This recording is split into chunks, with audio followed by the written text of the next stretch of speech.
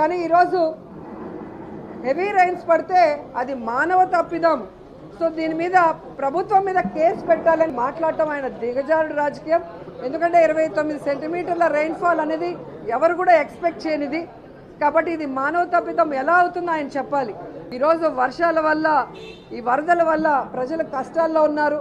వీలైతే సహాయం చేయండి, వాళ్ళకి భరోసా ఇవ్వండి, లేకపోతే సైలెంట్గా ఉండాలని కూడా కోరుకుంటున్నాను. మానవ తప్పిద్దాం. ఎన్ని గంటల్లో వచ్చినాయి, ఎన్ని గంటల్లో లేచిపోయింది. రాత్రి 12ంటికి మొదలెడితే పొద్దున్న 6ంటికి డ్యామ్ కొట్టుకుపోయింది. సిగ్గు శరం లేదు, వయసు వచ్చింది, బుద్ధిరాల. టీఎంసీలు 6 గంటల్లో వస్తే గేట్లు కొట్టుకుపోవా? ఎవడు ఆపుతాడు? నీళ్లు ఆపగలిగినటువంటి శక్తి ఉంటుందా ప్రళయాన్ని? ఏంటి మానవ తప్పిద్దాం? సింపతి పొందాలని చెప్పి వరద బాధితుల దగ్గరికి కూడా వెళ్ళి మేడ్ ఫ్లడ్ వల్ల జరిగిన ఘటన ఇది. వచ్చి రాజకీయ వ్యభిచారి. కృష్ణానదికి వరదలు సృష్టించారు. ఏంటి నాకు అర్థం కాలేదు. కృష్ణానదికి వరదలు సృష్టించటం ఒక ప్రభుత్వం వలన, ఒక మనిషి వలన, ఒక వ్యవస్థ వలన సాధ్యపడుతుందా? నాకు, మేధావులకి, ప్రజలకి అర్థమయ్యేది ఒకటే, ఏదో సింపతి పొందాలనేటువంటి తాపత్రయం. పాప ఆయన ఓడిపోయిన దగ్గర నుంచి ఆయన మాటలు మనం పరిశీలిస్తే ఏదో ఒక విధంగా ప్రజల దగ్గర నుంచి సింపతి పొందాలి. ఇది ఆరోగ్యకరమైన రాజకీయాలు చేసే పద్ధతి కాదని మనం చేస్తాం.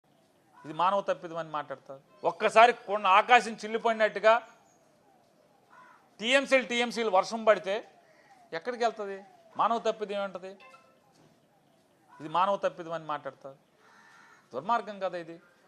ఎంత కిరాతకం అంటే, మీరు మారితే ఏమైనా ప్రజలు మారటానికి అవకాశం ఉంటుంది. మీ బుద్ధి మార్చుకోకుండా ఇంకా హీనంగా ప్రవర్తిస్తే ఇది మీ అంటే మేము ఈయనతోనా పోటీ చేసేది, ఈయనతోనా రాజకీయంగా పోట్లాడేది, ఈయనతోనా మేము రాజకీయాలు చేస్తున్నది అనేది మేము కూడా సిగ్గుపడే స్థితిలో మీరు మాట్లాడటం అనేది దుర్మార్గం. ఒకడు అన్నాడు ఆయన మ్యాన్ మేడ్ వరదలని. అయ్యా, మ్యాన్ మేడ్ వరదలు చేయగలిగే శక్తి 5 సంవత్సరాలలో మీరుంటే కనీసం ఈ బ్యారేజ్ గేట్లు దాటి ఒక చుక్క నీళ్లు పోయిన సంఘటన ఈ 5 సంవత్సరాల్లో లేవు. ఈ రోజు పైనుంచి వస్తున్న వరదల్ని కూడా ఆయన బాధపడిపోతున్నాడు, తట్టుకోలేకున్నాడు.